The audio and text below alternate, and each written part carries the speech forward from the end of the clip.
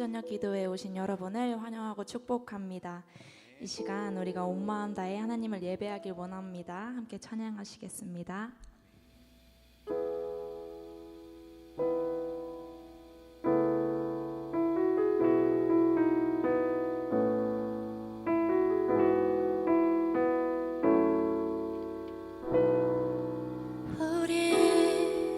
모두 예배하는 자 되어 온전히 영과 진리로 주를 예배하자. 주가 우리와 함께 영원히 함께 하시고 마르지 않는 샘물로 우릴 채우시리. 예배하는 자 되어 온전히 영과 진리로 주를 예배하자. 주가 우리와 함께 영원히 함께 하시고 마르지 않는 샘물로 우릴 채우시리라.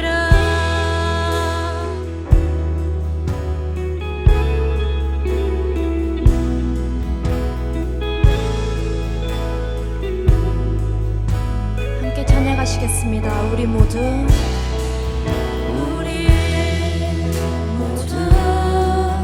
예배하는 자 되어 온전히 영과 진리로 주를 예배하자.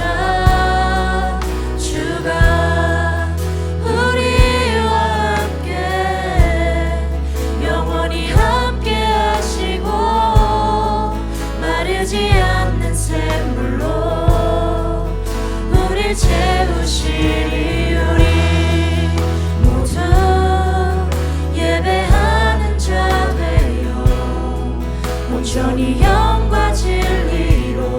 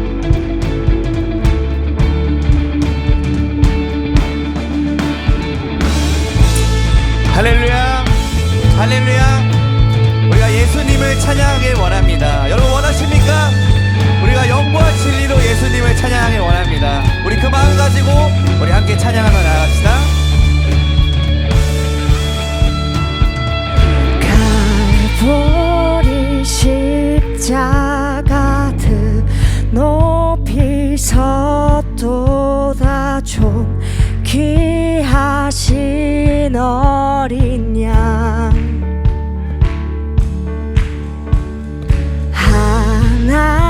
하나님의 능력 하나님의 지혜에 수 십자가 사랑 우리 같이 고백할까요? 이해할 수 없는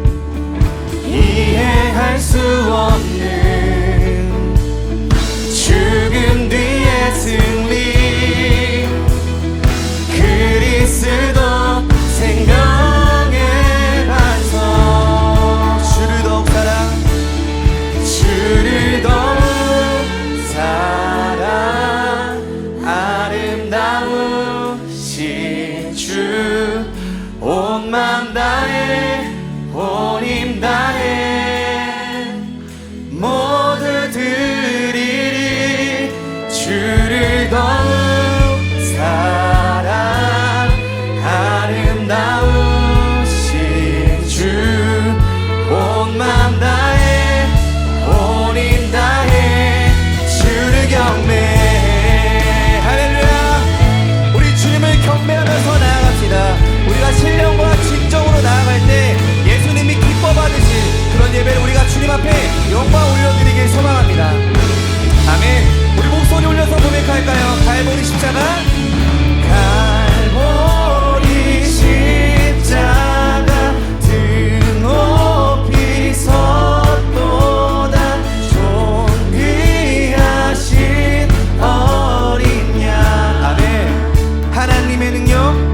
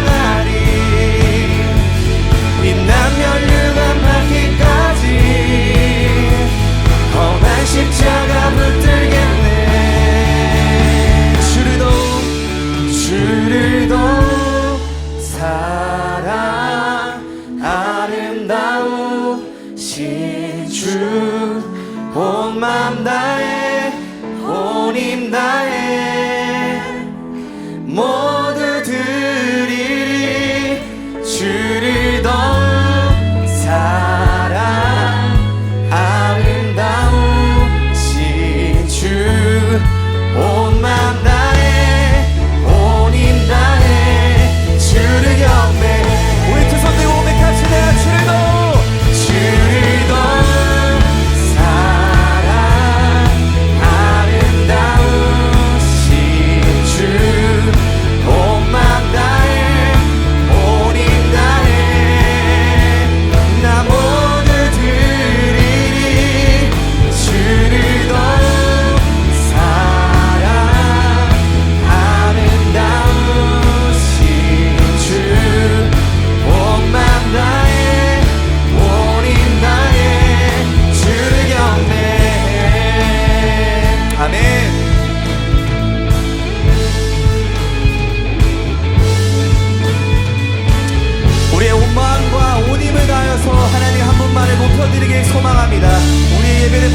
주시옵소서. 할렐루야. 우리 하나님께 영광의 박수 올려드립시다.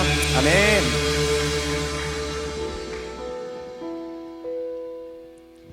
네, 주님은 영과 진리로 예배하는 자들을 찾으십니다. 아멘. 이 시간 우리의 마음을 온전히 주님께 드리며 함께 찬양하길 원합니다.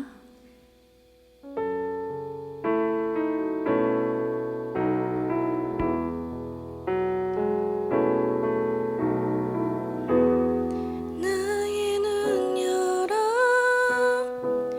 주를 보게 하소서.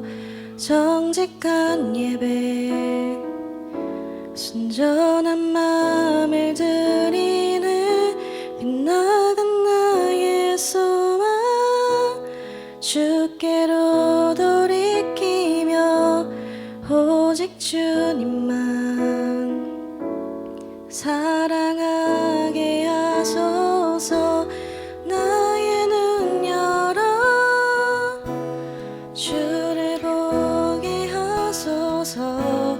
정직한 예배 순전한 마음을 드리는 빛나간 나의 소망 주께로 돌이키며 오직 주님만 사랑하게 나의 눈 열어 하소서. 나의 눈 열어 주를 보게 하소서. 정직한 예배 순전한 마음을 드리는 빛나간 나의 소망 주께로 돌이키며 오직 주님만 사랑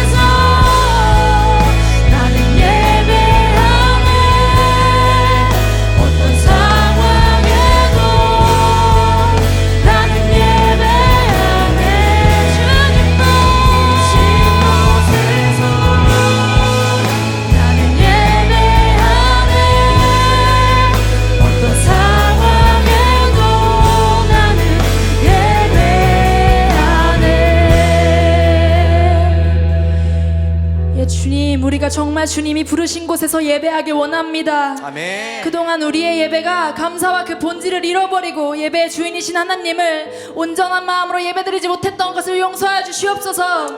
이 시간 우리의 시선과 마음을 오직 주님께 두고 전심으로 예배할 수 있도록 우리의 마음을 붙들어 주시옵소서라고 주님의 이름을 간절히 부르짖고 기도드리겠습니다.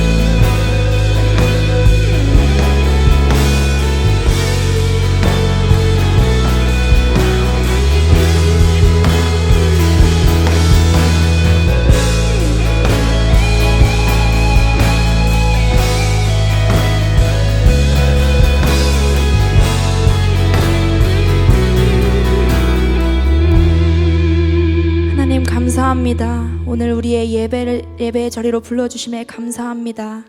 이제 말씀을 듣습니다. 말씀을 전하시는 남성민 목사님 가운데 주님께서 함께 해주시고 오늘 이 말씀을 통하여서 우리의 마음이, 우리의 생각이, 우리의 예배가 회복되어지며 주님 보시기에 기쁨이 되는 참된 영과 진리의 예배자들이 될 수 있도록 도와주시옵소서. 살아계시는 예수 그리스도의 이름으로 기도드렸습니다. 아멘.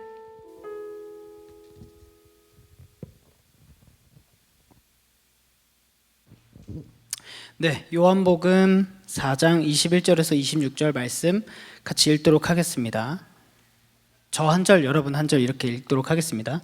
예수께서 이르시되 여자여 내 말을 믿으라. 이 산에서도 말고 예루살렘에서도 말고 너희가 아버지께 예배할 때가 이르리라.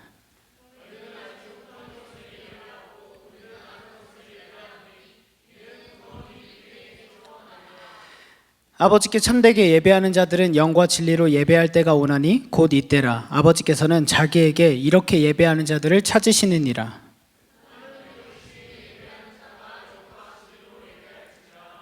여자가 이르되 메시아 곧 그리스도라 하는 이가 오실 줄을 내가 아노니 그가 오시면 모든 것을 우리에게 알려주시리이다. 예수께서 이르시되 내가 말하는 내가 그라 하시니라. 아멘. 오늘 스칼트 스타 상천의 별이 된다라는 제목으로 함께 말씀 나누도록 하겠습니다.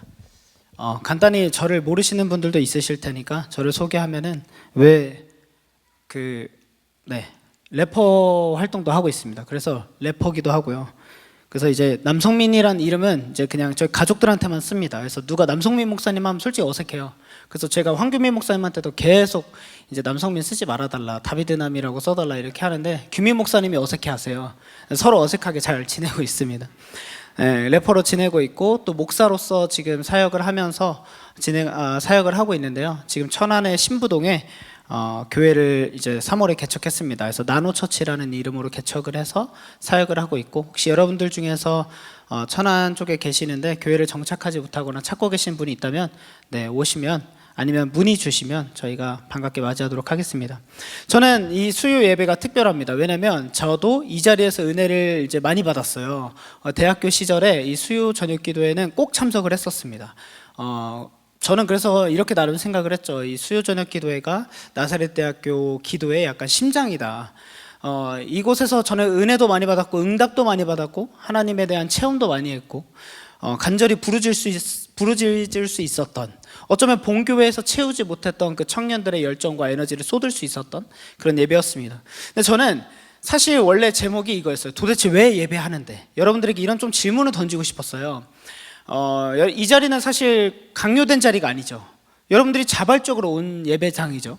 여러분들이 예배를 드리겠다고 이 자리에 딱 와서 예배를 드리는데 근데 그냥 궁금했어요. 사실 여러분 지금 이 시간에 쉬거나 영화 보러 가도 이 시간에 있다라는 건 이 시간 이후로 뭐가 비었다라는 거죠. 지금 영화 보면 좋습니다. 그리고 수요일 날 CGV에서 행사를 많이 합니다. 예. 근데 이 자리에 와서 예배를 드린다라는 거. 그리고 제가 생각하기에 제일 이해 안 되는 분들은 이 찬양팀 분들이시죠. 알고 제가 듣기로 이제 화요일 날도 밤 늦게까지 막 새벽까지 준비를 한대요.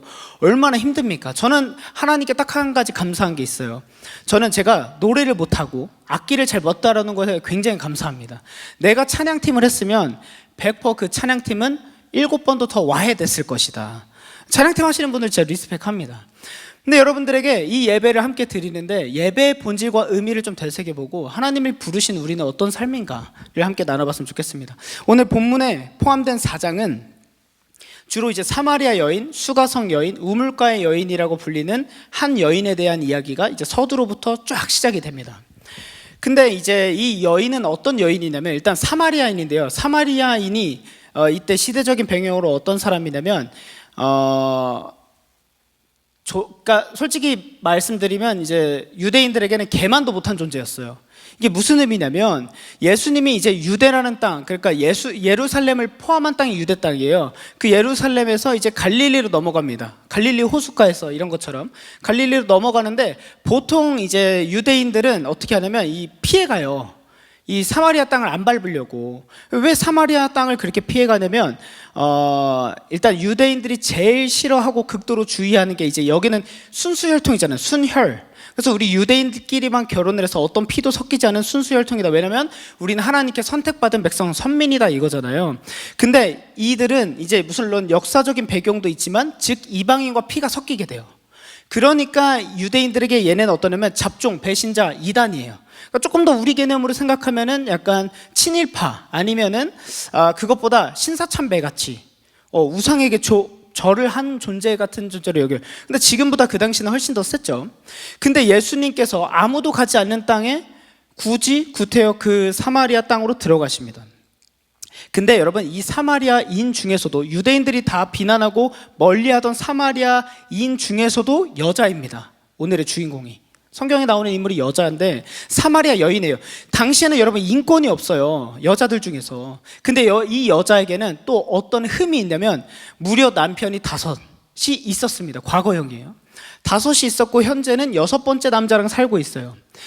당시에 여러분 당시에 할 것 없이 오늘날 여러분 뭐 결혼을 떠나서 우리 나사렛 대학교에서 누가 CC를 3번 했다. 생존하기 쉽지 않습니다. 네. 연애 CC만 3번 해도 쉽지 않을 텐데 연애 5번 하면 걔는 좀 진짜 이상한 애로 보여질 거예요. 그죠? 근데 이 사마리아 여인은 일반 사람들과 달랐던 거예요. 이 당시에는. 근데 여러분 이 당시에는 여자가 선택해서 이혼을 할 수 없습니다. 지금처럼 이제 약간 남편이 마음에 안 든다고 나가 할 수 없어요. 여성의 인권이 없어요. 즉 5번 버림받고 6번째 남자랑 살아가고 있는 사람인 거예요. 그래서 보통 이 부분을 해석할 때 어떻게 해석이 되냐면 음탕한 여인이다. 그리고 뭐 버림받은 여인이다라고 보여집니다. 네. 여러분 한번 생각을 해봅시다. 여러분들 교회에 여러분들이 다니는 교회가 있으실 텐데 여러분들이 다니시는 교회에 이런 여인들이 이제 교회에 왔을 때 쉽게 웰컴할 수 있으신가요? 쉽지 않겠죠. 그죠? 왜냐하면 교회는 아이러니하게 좋은 사람들이 오기를 웰컴하는 곳입니다. 한국 교회는. 그렇죠? 근데 저는 이런 생각을 해봤어요. 제가 예수님을 믿고 달라진 계기가 하나가 있습니다. 뭐냐면 그리스도인이 된 이후로 제가 사람들을 바라보는 관점에서 다른 게 하나가 있는데 그게 뭐냐면 누군가를 딱 봤을 때 아니면 어떤 이상한 행동을 보거나 이해 안 되는 모습을 딱 봤을 때 그것으로 그 사람을 판단하기보다는 그 사람에 대한 관심과 애정이 생겨요. 그러니까 무슨 말이냐면 제가 지나가다 어떤 누가 뭘 하는 걸 뭐 이상한데 뭐지? 저 사람 왜 그러지? 이런 걸 봤어요. 옛날 같았으면 뭐야 이러고 그냥 갔을 텐데 예수님을 믿은 다음에 어떻게 되면 그런 사람을 봤을 때 아니면 다른 사람들이 이해 안 된다고 막 욕하는 경우도 있잖아요. 저 사람이 왜 저래 했을 때 저 같은 경우는 이제 사랑을 경험하고 나니까 그 사람에 대한 관심이 생기는 거죠. 저 사람은 뭐 때문에 저럴까? 저 사람은 어떤 일 때문에 저렇게 됐을까? 이 여인은 사실 더럽게만은 볼 수 없는 여인이에요. 제가 시대적인 배경을 조금 더 말씀을 드리면 당시 여성들은요 독립적으로 살아가기 매우 어려웠습니다. 경제권도 법적 권리도 사회 보호망도 없어서 결혼은 사실상 생존 수단이었어요. 결혼을 해야지만 당시에 그래도 온전하게 살아갈 수 있는데, 그 이스라엘 중에서도 작은 사마리아인들 속에서 살아가다 보니까, 그 공동체에서 살아가다 보니까 결혼을 안 하면, 이미 이스라엘 안에서도 소외된 민족들이기 때문에 결혼을 안 하면, 그러니까 서로의 숟가락까지도 다 아는 공동체인 거죠. 거기는 그런 곳에서 결혼을 안 하고 여자가 어떤 권리도 없는 사람이 산다는 건 살 수 없는 거예요. 어쩌면 이 여인은 무슨 마음이었을까 생각을 해봤을 때, 어쩌면 이 여인은 살아보겠다는 발버둥이었을 수도 있습니다. 한번 버림받았어요. 너무 큰 상처가 있었어요. 살고자 했어요. 제대로 나도 사람답게 살고자 했어요. 또 다시 결혼을 했어요. 또 버림받았어요. 5번 버림받았어요. 이 여인이라고 수치심이 없었겠습니까? 모두가 알고 있다고요, 내가 어떤 사람인지. 근데도 이 사람이 결혼할 수밖에 없었던 이유가 있지 않겠습니까? 6번째를 선택을 했습니다. 그 이후에 이 사건이 일어납니다. 예수님은요, 좀 독특한 행동을 많이 하시죠. 안 가도 되는 길을 구태여 가가지고 이제 일부러 그 사마리아에서 수가성에 들어가세요. 그리고 거기에 우물에 앉아 계신데, 이 여인은요, 보통 이 사마리아 여인들, 이스라엘 여인들은 언제 우물을 풀어가냐면 아침 새벽이나 늦은 밤에 물을 들어갑니다. 왜냐면 중동이잖아요. 너무 뜨겁다고요. 너무 뜨거워서 낮 12시에는 웬만한 사람들이 안 다녀요. 근데 여기서 정오라고 나와 있는데, 6시라고 나와 있는데, 이것이 이제 오늘날의 우리 시간으로 하면 이스라엘 시간은 좀 다르죠. 낮 12시예요. 낮 12시 뜨거운 태양을 뚫고 이 여인은요, 혼자서 물을 개러 나아가는 거예요. 아무도, 사람도 다니지 않는, 동물도 다니지 않는 그 시간에 살기 위해서 물을 뜨러 나왔어요. 그 시간에 예수님께서 우물가에 기다리고 계십니다. 그러면서 예수님께서 이 여인에게 이제 말을 건네시는데, 그 전에 왜 우물가일까? 예수님이 왜 우물가에서 이 여인을 만나셨고, 우물가의 의미가 뭘까 생각을 해보면, 제가 현대적으로 좀 상상을 해보니까, 여러분, 오늘날 우리 교회에서 소문이 제일 많이 퍼지는 곳이 어디죠? 식당. 식당 하시는 분들에게 잘못 걸리면 여러분 교회에 소문 쫙 납니다. 예. 또 하나, 차량 운행하는 차량 안, 이런 곳이잖아요. 그러니까 그렇게 사람들이 모여있고 고여있는 곳에 소문이 나는데, 이 우물가에서도 당시 이스라엘의 소문이 막 다 퍼지는 곳인 거예요. 그러니까 이 여인은 결코 그 시간만큼이라도 피해가서 사람을 안 만나야만 하는 거예요. 왜냐면 모든 사람들이 자기를 손가락질을 할 테니까, 더럽다고 할 테니까, 너는 정말 이런 표현이 예배라 좀 그러네요. 약간 좀 순화해서 하면, 넌 나쁜 여자야, 넌 더러운 여자야, 약간 이런 식으로 표현을 할 테니까 예수님께서 그 여인을 기다리시다가 딱 만납니다. 근데 예수님께서 딱 어떻게 말씀하시냐면, 우리 예수님 말하는 것도 너무 멋있어요. 딱 한마디 하세요. 갑자기 당신은 누구십니까? 이런 거 안 하죠. 갑자기 딱 너가 올 걸 알고 있었다는 듯이 이렇게 약간 상상을 해봤습니다. 제가 좀 현대적으로. 얼마나 더웠겠어요. 예수님도 기다리면서 조금 빨리 오면 좋겠네, 땀이 흘리면. 진짜 목마르셨을 것 같아요. 그래서 딱 여인이 오니까 딱 한마디 하십니다. 물 좀 달라, 한마디 하십니다. 그러니까 이 여인이, 근데 갑자기 이 여인 입장에서는 되게 황당한 거예요. 생각을 해보세요, 여러분. 이스라엘 사람들은 절대, 유대인들은 사마리아인에게 말을 걸지 않죠. 개만도 못한 존재니까 말도 섞지 않고요, 그 땅도 들어가지 않아요. 왜냐면 유대인들은 이런 생각이 있었어요. 거룩한 내가 거기에 들어가면 나도 부정해진다라는 생각을 했어요. 여러분, 거룩에 대한 참된 의미를 알고 싶으시다면 나노처치를 유튜브에 검색하셔서 설교를 한번, 죄송합니다. 그러고 있는데, 물을 달라고 했는데 이 여인이 이상한 거예요. 아니, 지금 이 사람이 아무도 안 다니는 시간에 사마리아 땅에 심지어 유대인이 있는 것도 이상해요. 그렇죠? 그리고 딱 우리가 생각하는 예수님 어떻습니까? 그 엘라스틴한 거 말고 딱 보면은 수염 있고 이렇게 성경에도 못생기셨다고, 조금 얼굴이 안타까우시다고 나와 있잖아요. 그런 남자가 혼자 딱 있으니까, 이 여인이 웬만한 여자 같으면 물 들어갔다가 다른 민족 사람이 딱 있으니까 어떻게 했겠어요? 피해갔겠죠. 근데 이 여인도 보통이 아니에요. 어차피 이 시간에 왔는데 누가 있든 말든 그냥 조용히 물 뜨는 거예요. 근데 예수님이 물을 달라고 하니까 이 사마리아인이 뭐라고 하냐면, 아니, 당신이 유대인인데 어찌하여 사마리아의 여자인 나에게 물을 달라고 하십니까? 이렇게 얘기를 합니다.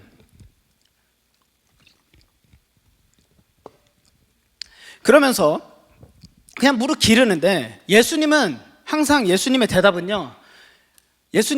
어떠냐면 동문서답이세요. 제가 성경에 보면 예수님이 누군가 어떤 질문을 했을 때 그대로 답하시는 경우 없어요, 거의. 그러니까 왜 나한테 말을 거십니까 하면 예수님이 설명해 줘야 되죠. 내가 너한테 말을 건 이유는. 근데 그게 아니라, 왜 나한테 물을 달라 하십니까 이랬더니, 네가 내가 어떤 사람인 줄 알았으면 넌 나한테 물을 달라 했을 거야. 근데 나는 너에게 물을 줬을 거야. 이런 얘기를 하십니다. 근데 이 여자 입장에서 얼마나 짜증났겠어요. 안 그래도 덥고 빨리 하고 사람 안 만나고 싶어서 피해 다니는데 그런 얘기를 하니까 이 여자가 이제 열받아가지고, 그러니까 솔직히 이제 조금 우리말로 표현하게 하면 아줌마잖아요.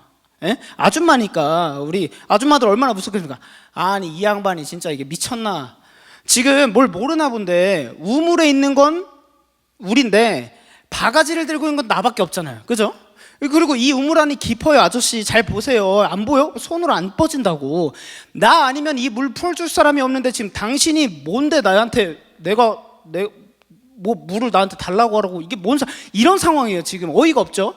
그러고 있죠. 근데 여러분 딱 이 여인은 지금 어떻습니까? 눈에 보이는 것만 보이면서 얘기를 하고 있죠.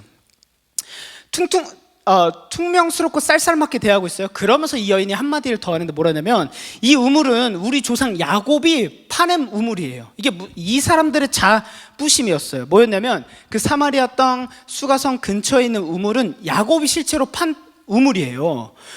아브람, 이삭, 야곱, 그 야곱이요. 그러니까 이 사마리아 여인들은 우리는 야곱이 판 물에서 물을 마신다 하고 되게 이렇게 이거를 자랑스럽게 생각을 하고 있었다니까요.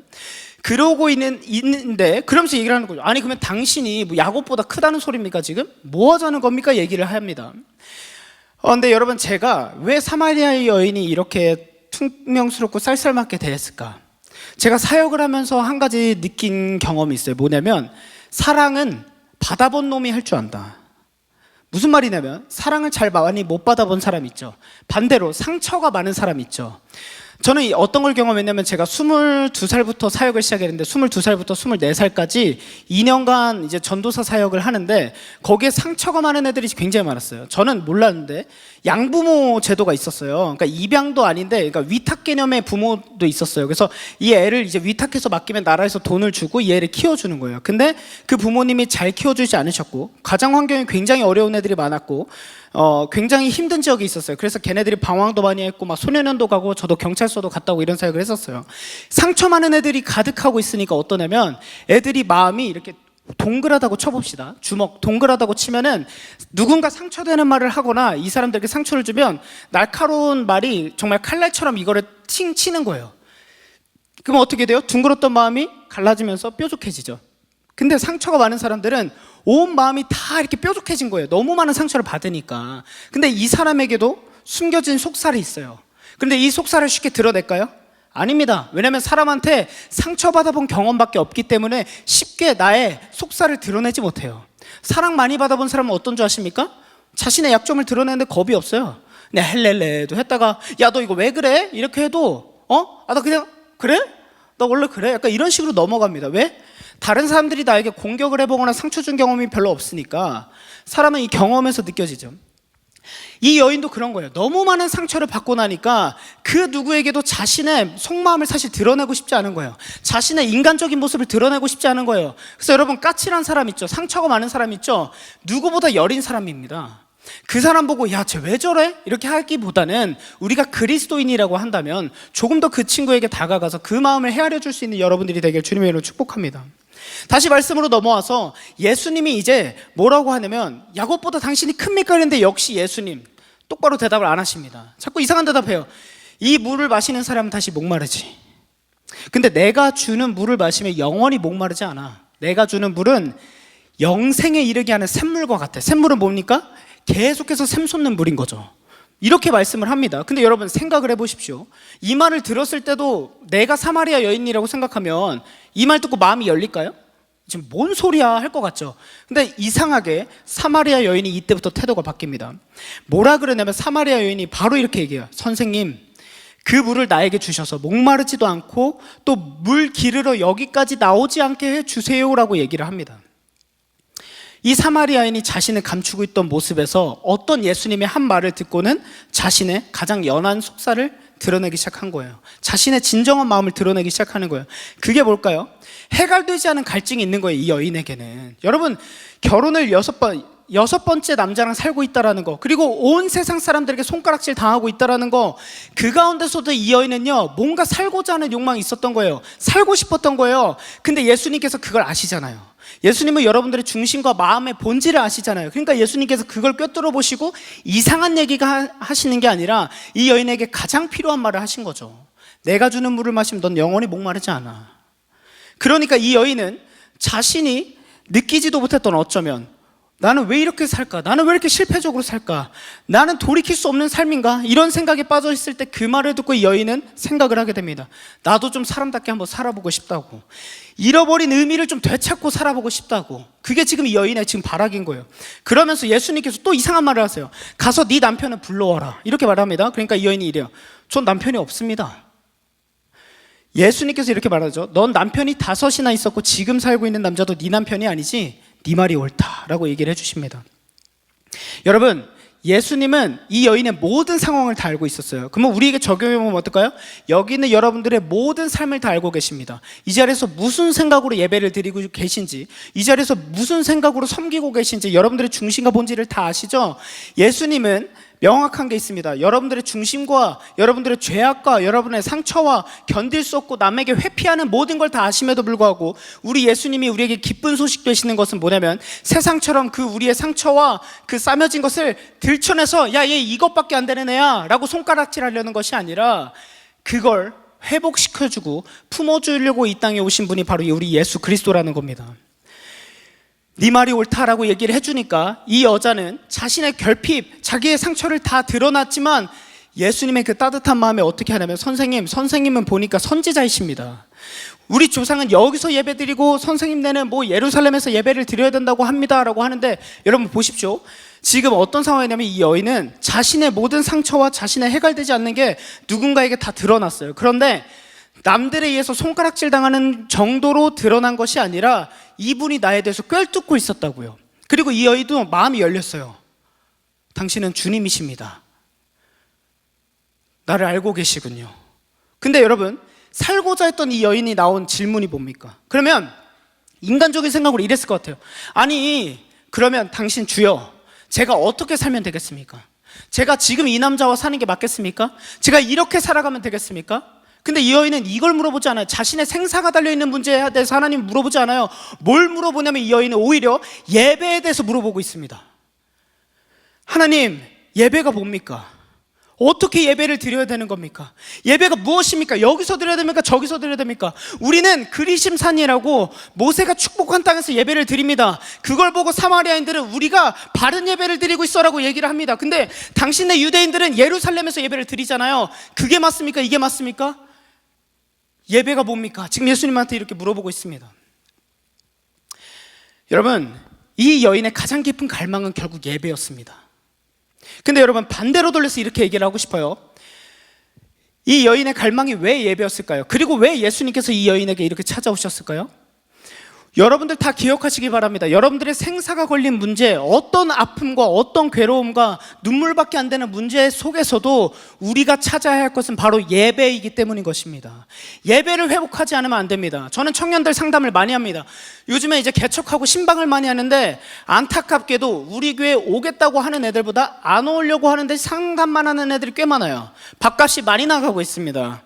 실컷 상담해주고 막 울었다가 그래 해줬다가 막 그래 해주고 그래 신앙생활 잘해라 떠나보냅니다. 근데 대부분 뭐냐면 예배에서 온전하지 않아요. 그 예배에 대한 고민과 갈망이 있습니까? 있으면 대부분 교회를 떠나는 이유가 뭐예요? 내 예배에서 채워지는 게 없어요. 근데 다른 예배를 가는데 그 예배에서 채워지잖아요. 그 교회를 가고 싶어 합니다.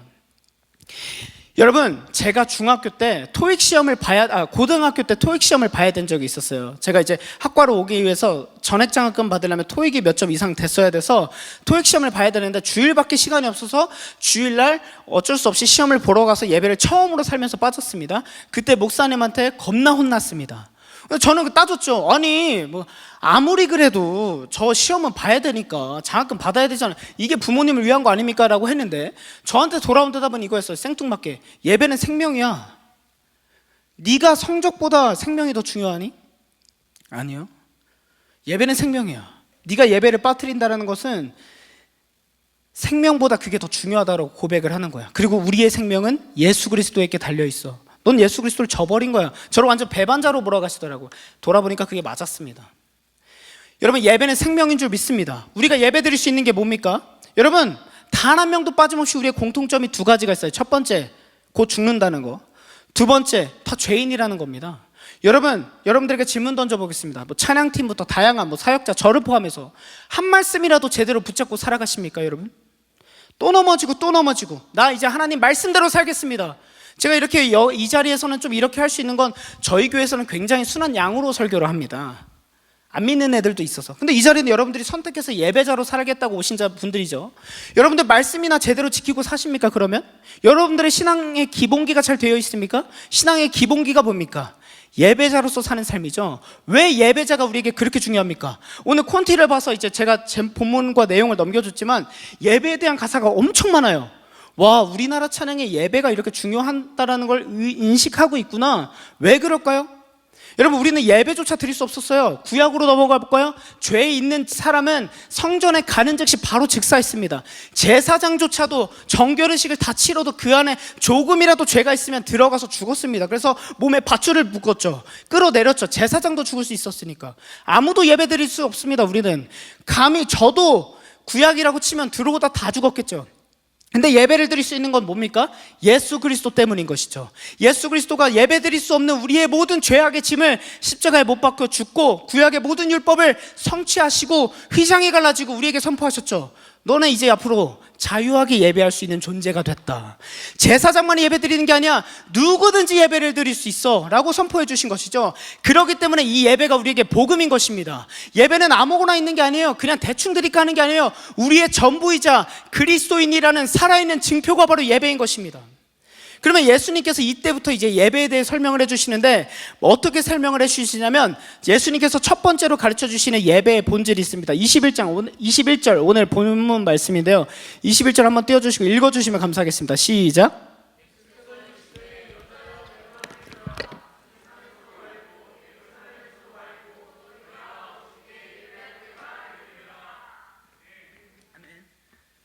네, 예수님께서 가르쳐 주시는 예배의 본질 첫 번째, 예배는 장소의 문제가 아닙니다.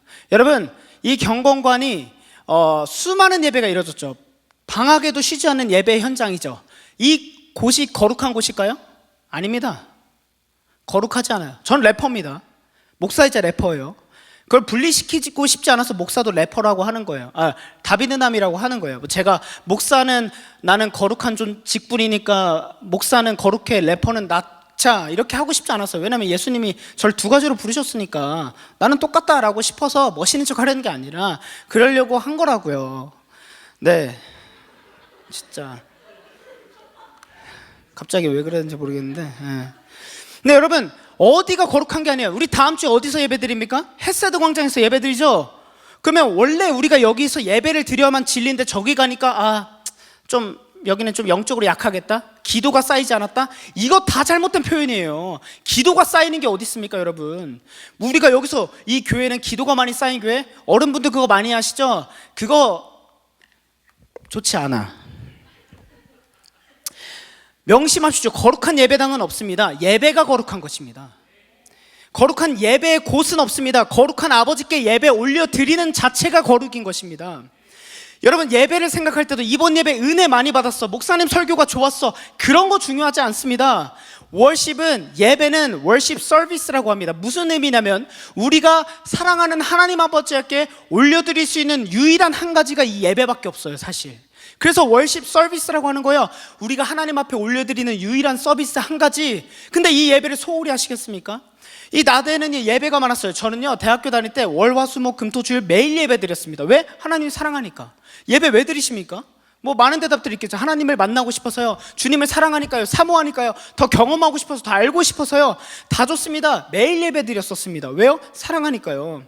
예배는 장소의 문제가 아니에요. 그러면 두 번째, 예배에 대해서 가르치시는 게 있습니다. 22절입니다 22절 읽어주시면 감사하겠습니다. 시작.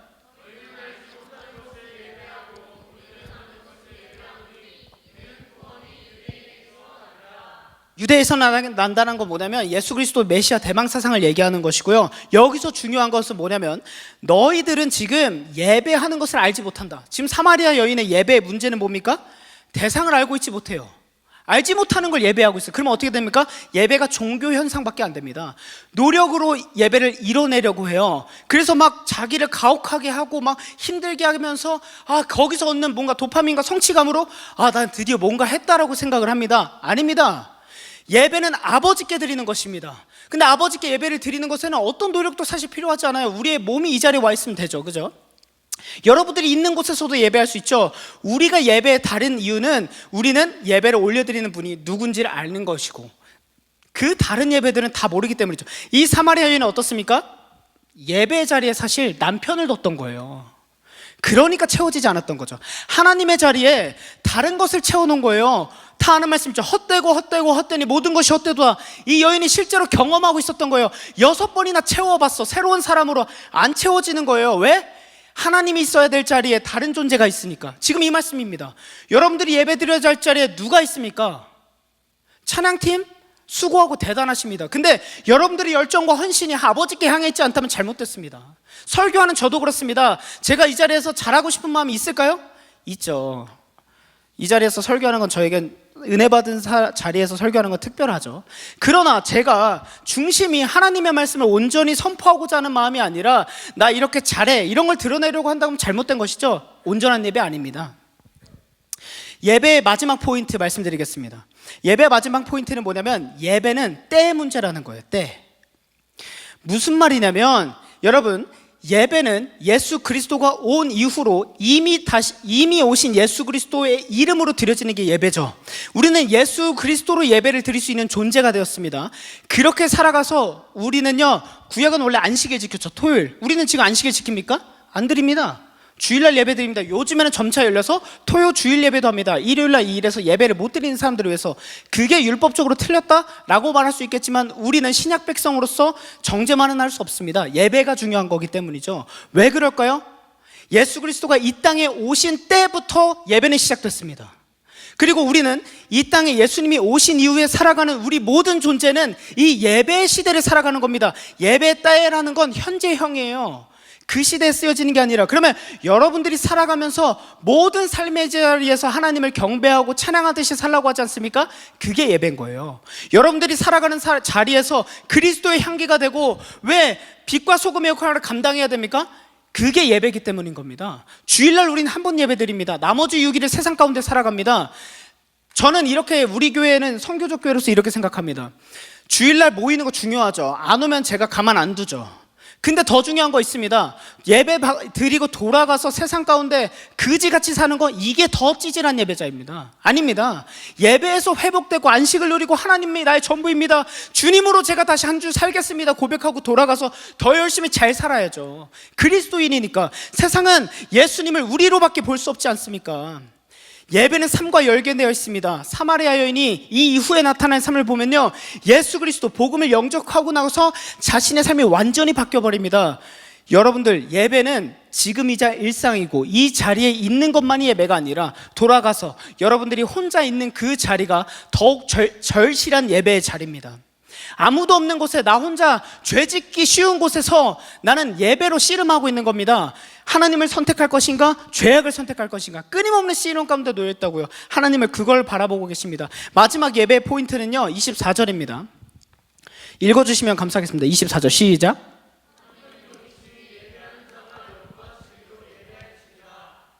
아멘. 세 번째 포인트는 예배는 우리의 노력과 열정과 장비로 드리는 것이 아닙니다. 영과 진리로 드리는 것입니다. 영과 진리가 뭐냐면, 한국교회에서는 이거를 좀 곡해했어요. 너무 많은 해석을 얹었어요. 그냥 뭐랄까, 은사적으로 깊어야 되고 막 엄청나게 뜨거워야 되고 무슨 역사가 일어난 것이 영과 진리의 예배라고 착각했습니다. 영어 성경엔 뭐라고 되어 있냐면 in the spirit, 성령님 안에서 드리는 거. 진리는 뭡니까? in truth, 진리 대신 예수 그리스도의 이름으로 드리는 게 예배입니다. 여러분, 열정과 노력 그런 거 필요 없어요. 근데 필요 없다 하더라도 하나님을 사랑하고 참된 예배자는 자신의 모든 걸 다해 예배를 드리게 되어 있습니다.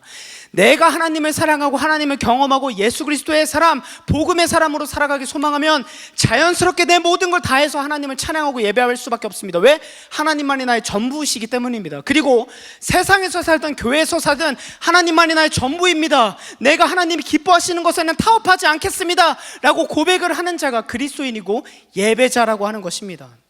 그 이후로 예수님께서 이 여자애가 예수님한테 말합니다. 나는 그리스도라고 하는 메시아가 오실 것을 압니다. 그가 오시면 우리에게 모든 것을 알려주실 것입니다 라고 묻습니다. 그러니까 예수님이 뭐라고 말씀하십니까? 26절 한번 띄워주시면 감사하겠습니다. 읽어주시면 감사하겠습니다. 시작. 네, 내가 말하는 거다. 여기서 내가 그라라고 하는 표현은 에고에임이라 그래서 요한복음에 24번이 나오는 표현인데요, 하나님을 드러내시는 표현입니다. 이거에 대해서 우리가 익숙한 건 뭐냐면 출애굽기에 나는 스스로 있는 자다라고 표현을 하셨던 것이, 언어는 좀 달라요. 히브리어, 헬라어니까 같은 맥락에서 예수님이 내가 그다, 내가 주다라고 표현을 하시는 거예요. 이 표현도 바리새인들에게, 종교 지도자들에게 걸리는 표현이에요. 네가 감히 그런 표현을 써? 이런 의미로 지금 예수님께서 사마리아 여인에게 내가 그다라는 아주 성경에서도 귀한 이 복음을 선포해주고 계신 겁니다. 그럼 마지막으로 이 여인은 예수님의 복음을 만나고 예배자의 삶을 살게 되고, 예배에 대해서 배우게 된 이 여인은 어떤 삶으로 변했는지 요한복음 4장 39절 말씀 한번 띄워주시면 감사하겠습니다. 시작.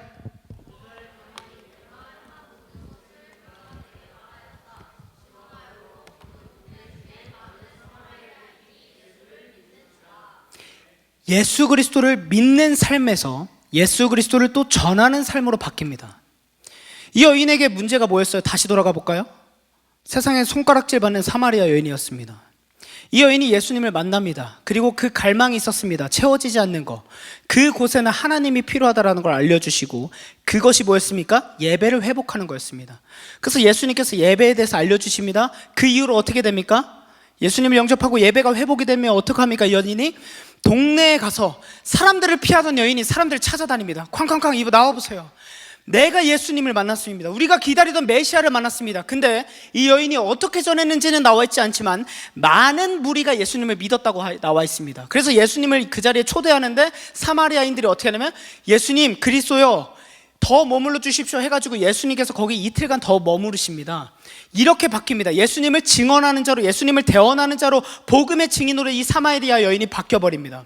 여러분, 다시 한번 질문하겠습니다. 여러분들의 교회에 이 사마리아 여인 같은 사람을 받겠습니까?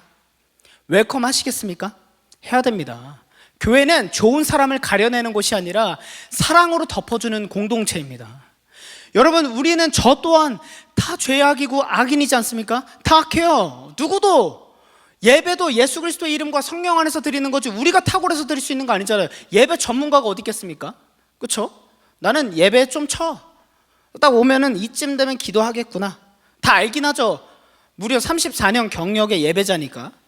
근데 그렇다 그래서 나의 태도와 그런 모습들이 하나님은 그대로 알고 계신데, 내가 어떤 모습으로 알고 계신데, 여러분 사실 다 겉모습 치장하는 전문가잖아요. 메이크업 얘기하는 게 아니라 어떻게 하면 은혜 받은 척 하는지, 찬양팀 서서 어떻게 하면 그래도 남들에게 좀 덜 민망한데 하나님께 집중하는 척 하는지, 눈을 감는다도 다 알잖아요. 저도 많이 합니다. 어제도 저는 인덕대 가서 4번 채플 설교하고 하는데 4번 설교 조금 힘들어요. 똑같은 거 좀 질리긴 하는데 매번 열심히 신실한 척 했습니다. 근데 하나님한테 간절히 기도했죠. 하나님, 제 진심이 닿길 소망합니다. 여러분, 이제 중요한 얘기 하나 해드리겠습니다. 이 예배론을요, 예수님이 직접 가르쳐 주셨습니다. 이 예배가 진리입니다. 장소의 문제가 아니고, 예배는 우리가 매일의 삶에서 드리는 것이 예배고, 영과 진리, 우리의 어떤 탁월함으로 드려지는 것이 아니라 예수 그리스도 안에서, 성령 안에서 드려지는 것이 예배다. 근데 여러분, 이 예배론을, 이 귀한 예배론을 누구에게 지금 말씀하고 계십니까? 예수님의 제자인가요? 종교 지도자들인가요? 아닙니다. 사마리아 여인 단 한 사람에게만. 예수님께서 사마리아 여인을 만나러 가기 전에 제자들과 같이 가는데, 예수님이 내가 시장하다 하고 동네에 가서 먹을 걸 구해오라고 제자들을 다 보냅니다. 다 보내고 예수님 혼자 우물가에 기다려서 이 여인을 만나고, 이 예배라는 가장 생명인 우리 그리스도인들에게 유일한 정체성이자 우리의 전부이자 생명이라고 할 수 있는 이 예배를 사마리아 여인 한 사람에게 가르치십니다. 놀랍지 않습니까? 왜 그럴까요? 제가 다양한 주석을 찾아보고 알아보고 공부해보면서 내린 결론은 이거였습니다. 예수 그리스도의 전까지 드렸던 예배와 예수 그리스도 이후에 우리로 드리는 예배는 차원이 다릅니다. 즉 무슨 의미냐면, 완전히 새롭게 되지 않으면 예배는 시작될 수 없었던 것이기 때문입니다. 구약은 우리의 의로움이 필요했습니다. 그러나 신약 백성인 우리는 예수 그리스도의 의로만 예배를 드릴 수 있기 때문에 완전히 새로운 개념이 필요했던 거예요. 이 사마리아 여인 어떤 사람입니까? 의가 하나도 없습니다. 모든 사람들한테 손가락질 받고 지금 이 시대에 살았어도 손가락질 받았을 만한 이 여인에게 예수 그리스도께서 예배를 가르쳐 주신 것은 이 여인이 예배를 가르쳐 주고 나를 만나면 어떻게 완전히 180도 변화될 것을 알아서 이 여인에게 예배를 선포하신 것입니다. 그러니까 이 예배를 만난 이후로, 예수 그리스도를 만난 이후로 완전히 변화된 이 여인의 모습에서 우리는 답을 찾을 수 있는 거죠. 완전히 새로워진 삶. 여러분들이 드려지는 예배가 완전히 새로운 예배 되게 주님의 이름으로 소망합니다. 그 완전히 새롭게 드리는 예배는 마지막에 드린 찬양처럼 성령과 진리 대신 예수 그리스도의 이름으로 올려드리는 예배라는 것입니다. 이제 반주 한번 해주시면 감사하겠습니다.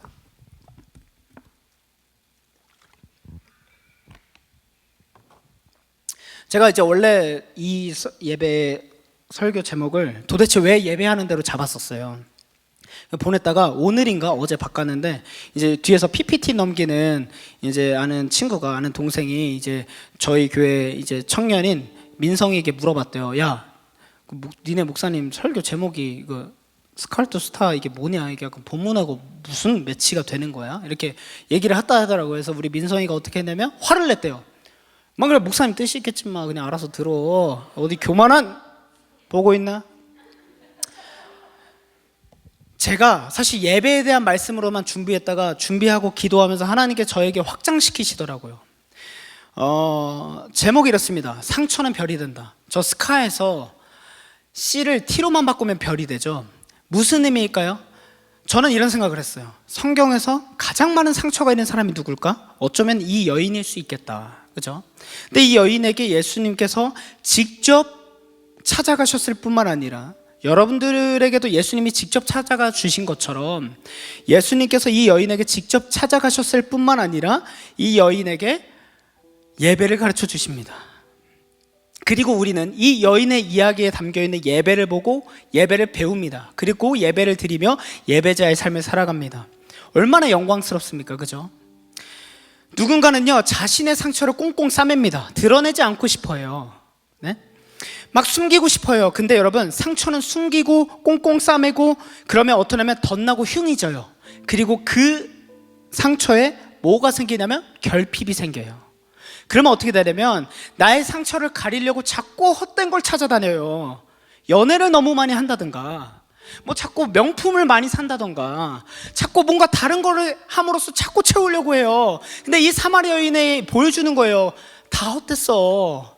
그거 아니야. 그 마음에 하나님만 있어야 돼. 지금 사마리아 여인이 우리에게 그렇게 말하고 있는 겁니다. 예수님이 그거 알려주고 계신 겁니다. 여러분들 마음에 뭐가 있습니까? 단 한 명도 빠짐없이 우리는, 여러분들 모두, 저도 상처가 있다는 걸 저는 인정합니다. 맞습니다. 그 상처가 있을 때 예수 그리스도께로 나아가는 여러분들에게 주님의 이름으로 축복합니다. 그러면 예수 그리스도를 만나고 경험하고 복음으로 예배로 회복된 나의 상처는 별이 될 것입니다. 무슨 말이냐면 내가 아파받고 울어봤기 때문에 또 다른 누군가의 눈물에 같이 울어줄 수 있어요. 저는 이렇게 생각합니다. 왜 예수님이 이 사마리아 여인에게 찾아가셨으면 할까? 왜 예수님은 굳이 이 사마리아 여인을 찾아가셨을까? 이 여인에게는요, 그 따뜻한 사랑의 사람이 한 명도 없었던 거예요. 마음이 너무나도 아픕니다. 저는 여기 있는 여러분들이 이 나사렛 대학교 학생들이라면 하나님이 여러분들이 이 자리에 부르신 줄 믿습니다. 그럼 적어도 여러분들의 삶에서 만나는 학생들마다 여기 5,000명 있다고 하는데 이 학생들 그냥 내버려 두실 겁니까? 저 자랑하려는 건 아닌데 그 마음이 있어서 제가 했던 게 뭐가 있냐면 5년간, 6년간 나사렛 대학교 광장에서 전도해봤습니다. 노방전도. 쉽지 않아요. 근데 놀라운 게 있습니다. 뭔지 아세요? 예수 그리스도를 막 전하잖아요. 전하기 전에 진짜 힘들어요. 그리고 솔직히 창피해요. 나 이렇게 막 하고 있는데 나보다 어린 동생들이 지나가잖아요. 민망해요. 근데 하나님이 어떤 마음 주신 줄 아세요? 그 어떤 순간보다 내 마음에 기쁜 마음을 허락하세요. 왜? 너가 이 자리에서 나의 이름을 외치는구나. 이 학교의 주님은, 여러분, 학교의 주인 누굽니까? 말로만 하나님의 대학이라고 할 것입니까? 아니잖아요. 하나님의 대학이면 여러분들 믿는 사람들이 증인인데, 복음의 증인이 여러분들인데 가만히 있으면 안 되잖아요. 예배를 더 지켜야죠. 저 예배 드렸을 때 여기 300명씩 넘게 드렸습니다. 저 이 자리에 예배 전도 많이 했어요. 힘들다고 해서 만나면 누나, 그럼 우리 교회, 우리 나사렛 대학교 수요 저녁 예배 와봐. 드리면 뭐라는 줄 아세요? 야, 마커스 갈 필요 없겠다. 나사렛 대학교 학생들 너무 부럽다. 나도 나사렛 대학교 갈 거만 이랬다고요. 지금 여기 몇 명 있습니까? 30명 있습니까? 누굴 탓하고 싶진 않습니다. 그러나 300명이건 30명이건 상관없이 여러분들이 참된 복음의 증인으로서, 참된 예배자로서 만나는 사람마다, 대학교 캠퍼스마다, 학과마다 여러분들이 복음의 증인이 되어주시고 예배자의 증인이 되어주셔서 이 예배가 회복되고 나사렛 대학교의 복음이 회복되길 주님의 이름으로 간절히 청합니다. 마지막 이야기 하나 들려드리고 마무리하려고 하는데요, 제가 이 자리가 특별해서 사실 어디에도 하지 않았던 이야기 하나 하고 마무리하려고 합니다.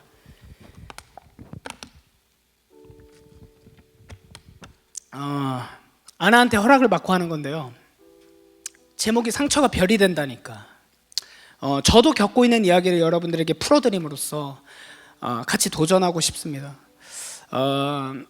저는 아내와 되게 행복하게 살고 있습니다. 좀 많이 행복해요. 근데 둘이만 있어도 행복하고, 둘이 다른 사람들도 저희 보면서 결혼하고 싶다, 결혼 안 하고 싶어 하는데 할 정도로 행복합니다. 다 가졌습니다, 저희.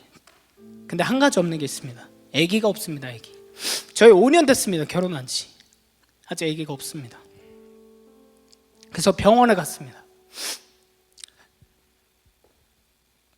병원에서 이제 자연적으로 아기를 갖기 어렵다는 얘기를 듣습니다.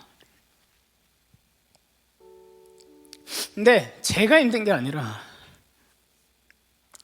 제 아내가 여자로서 많이 힘들어합니다.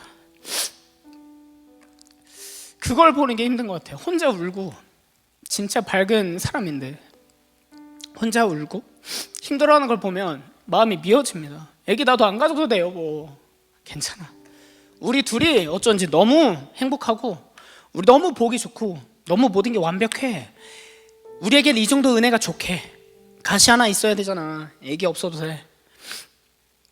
근데 아내가 많이 힘들어합니다. 그걸 보면 마음이 아프죠. 이것이 저희에게 가장 최근이자 가장 힘든 상처입니다. 제 아내의 인생의 전체 가장 힘든 상처일 것이고, 저도 제 인생에 있어서 가장 힘든 상처입니다. 제가 이걸 꺼내놓는 이유는 뭔지 아십니까? 저는 이 상처가 결핍이 되도록 놔두지 않을 거기 때문인 거예요. 이 상처가 저를 좌지우지하지 않게 하려고 하기 때문인 거예요. 자꾸 상처를 숨기지 마십시오, 여러분. 그 상처 숨기면 덧나고 자기 연민에 빠집니다. 세상에서 내가 제일 불쌍한 사람 같아요. 아프리카 애들 보고 있는데도 내가 제일 불쌍해. 왠 줄 아십니까? 자기의 상처에 갇혀서, 결핍에 갇혀서 나만 불쌍해, 나만 슬퍼, 이런 존재로 등신같이 살아가기 때문인 거예요. 하나님 그런 사람 원치 않습니다. 저는 자신 있게 이 자리에서 얘기할 수 있는 건, 아내와 저의 이 상처 있죠? 별이 될 것입니다. 이것 때문에 힘들어해서 하나님 떠나고, 하나님 원망하고, 교회 떠난 사람들 저희가 찾아가서 만날 수 있습니다. 같이 울어줄 수 있습니다. 적어도 그 마음 안다고. 우리도 아직도 없다고. 근데 우리 그래도 하나님은 예배해야 되지 않겠냐고. 같이 예배해보자고. 상처는 하나님 앞에 올려드릴 때 그 어떤 깜깜한 세상도 밝힐 수 있는 별이 됩니다. 여러분 같이 한번 찬양하고 기도합시다. 찬양팀 나와주시면 감사하겠습니다.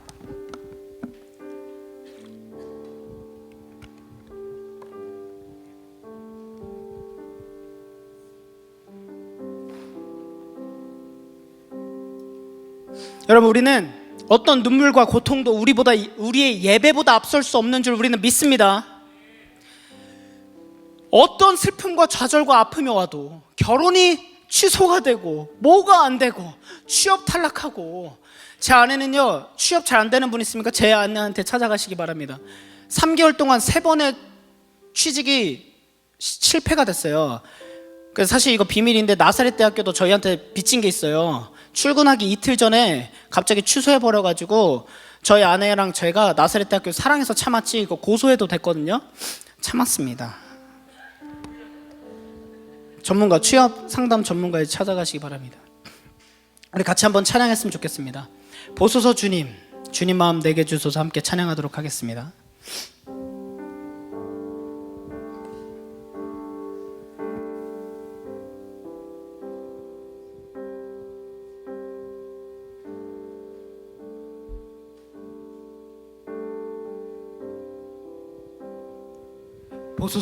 보소서 주님 나의 마음을 선한 것 하나 없습니다. 그러나 내 모든 것 주께 드립니다. 사랑으로 안으시고 날 새롭게 하소서. 다시 한번 보소서 주님. 보소서 주님 나의 마음을 선한 것 하나 없습니다.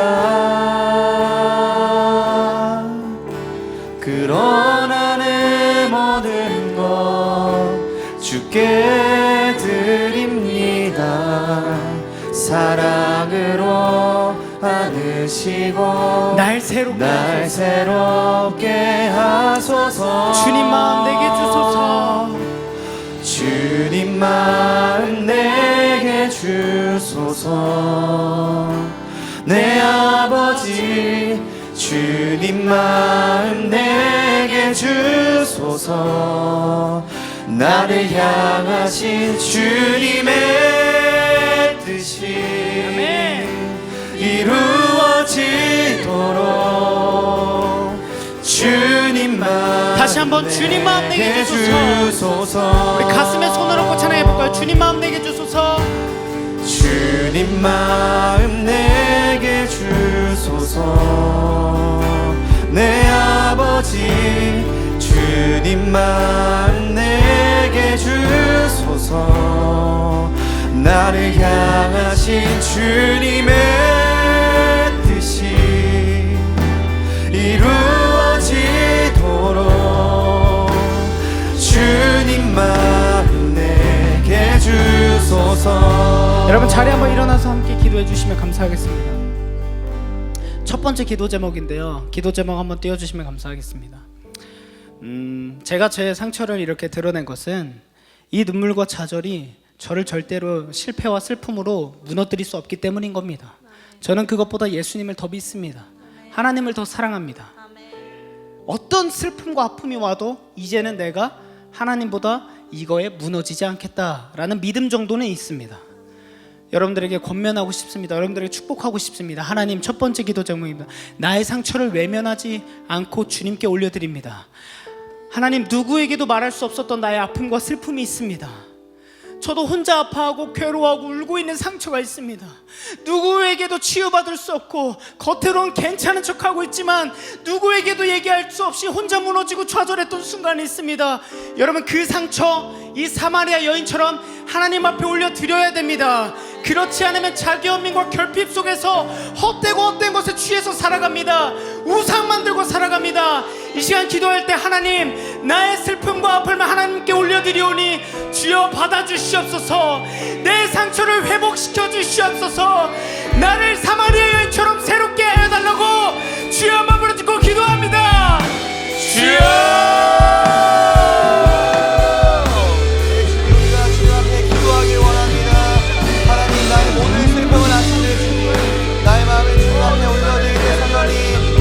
가운데 주님 치유와 주님의 능력을 주님께서 부어주시옵소서. 내 주님 우리가 주님 우리 마음 시간 가운데 선연히 함께하여 주시옵소서. 내 주님 인도하여 주시옵소서. 예수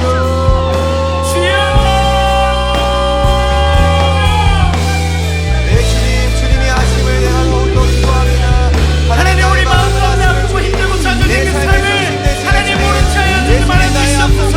우리는 하나님 앞에 이 시간 고백하면 안 합니다. 하나님, 나를 불쌍히 여겨주시옵소서. 하나님, 나를 공연히 여겨주시옵소서. 주여, 나를 살려주시옵소서. 나의 아픔과 슬픔을 주여 회복시켜 주시옵시고 새롭게 하여 주시옵소서. 내 주님, 우리 마음을 아시는 주님 앞에 내가 더욱더 기도하며 나아갈 때 선연히 주님 회복하여 주시옵소서. 내 주님 치유하여 주시옵소서. 내 주님 함께하여 주시옵소서. 내 주님 인도하여 주시옵소서. 여러분, 이 시간 한 번 더 기도하기 소망합니다.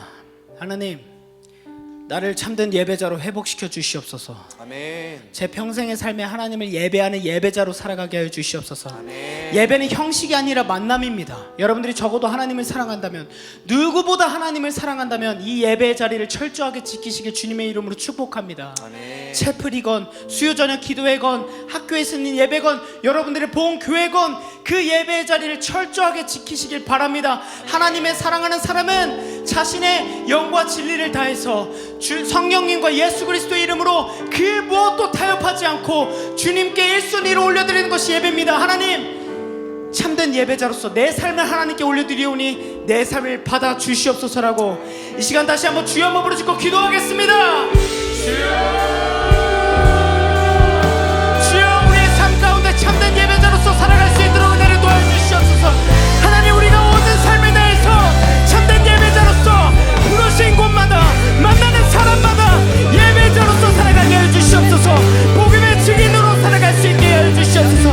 나를 새롭게 하신 그 하나님의 은혜와 승명을 받고 주님 바라보며 온전히 믿음으로 나아갈 수 있게 역사해 주시옵시고 주님의 은혜를 더해 주시옵시고 우리를 붙잡아 주시옵시고 하나님의 역사해 주시옵시며 주님 은혜를 사랑을 더해 주시옵시고 축복받게 하여 주시옵소서. 오 주님, 우리는 주님만이 필요합니다. 주님만이 나의 전부 되십니다. 주님만이 나의 사랑 되십니다. 그 무엇도 타협할 수 없사오니 예배를 지키게 하여 주시옵시고 주님께 예배를 올려드리게 하여 주시옵소서. 우리의 삶을 향해서 예배가 회복되고 주님을 예배하는 예배자로 살아갈 수 있게 인도해 주시옵소서. 오 주님 은혜를 더해 주시옵시고 하나님 함께 하여 주시옵소서.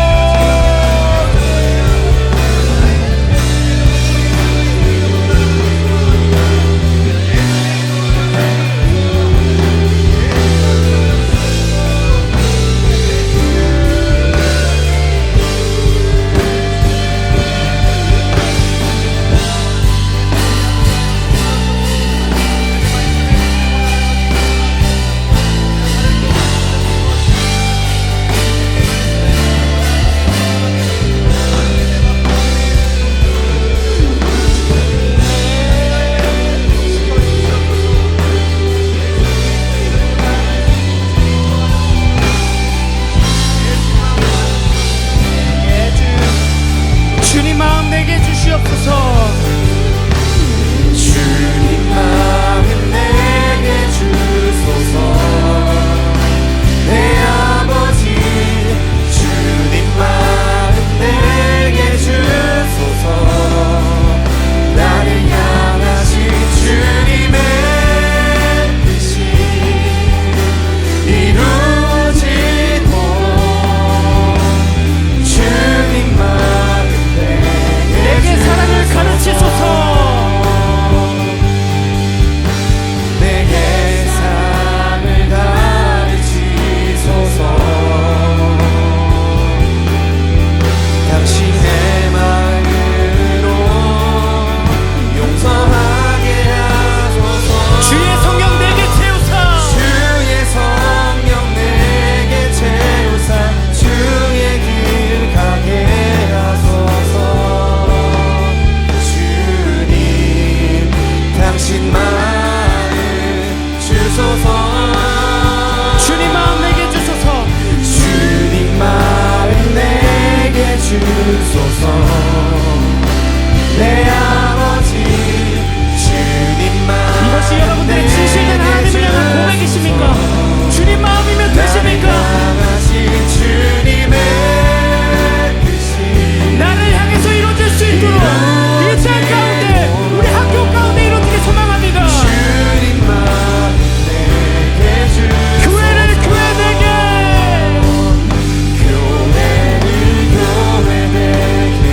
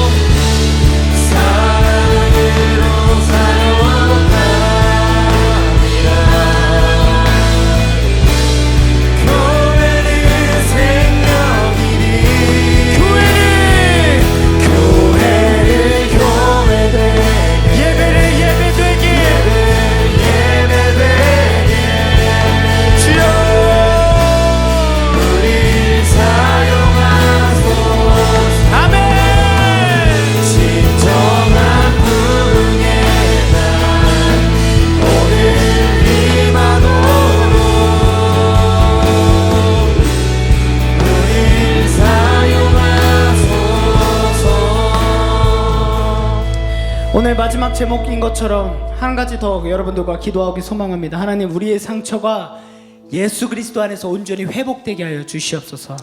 나를 여전히 가두는 쓴뿌리가 있습니다.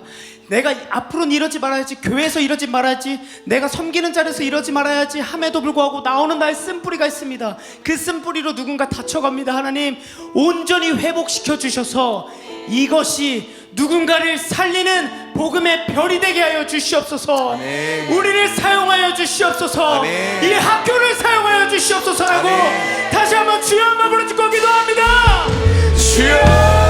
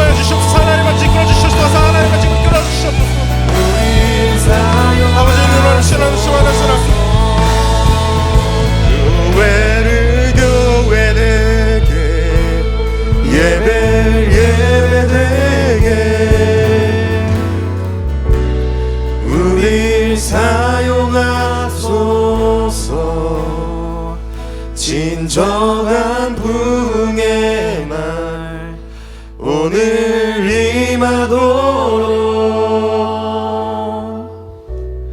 우릴 사용하소서. 여러분들의 목소리를 고백합니다. 교회를 교회되게, 교회를 교회되게, 예배를 예배되게 우릴 사용하소서. 진정한 부흥의 날 오늘 임하도록 우릴 사용하소서.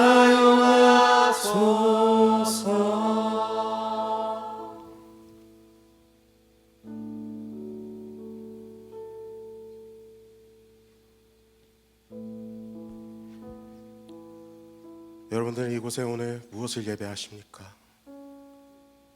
무엇을 찾으셨습니까?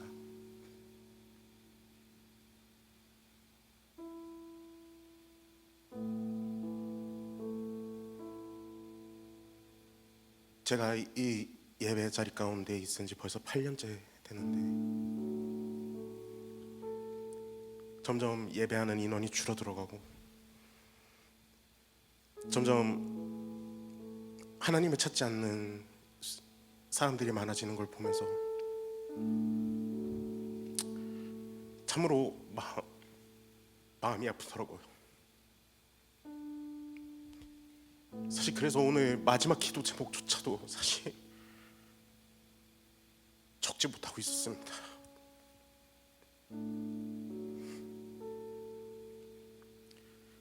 저희가 앞으로 4월 달에 많은 예배를 진행하는데 우리는 헬세드에서 정말 많은 인원들이 예배를 모입니다. 그런데 그것이 단순한 일회성 이벤트로 기억된다는 것이 참 마음이 아파요.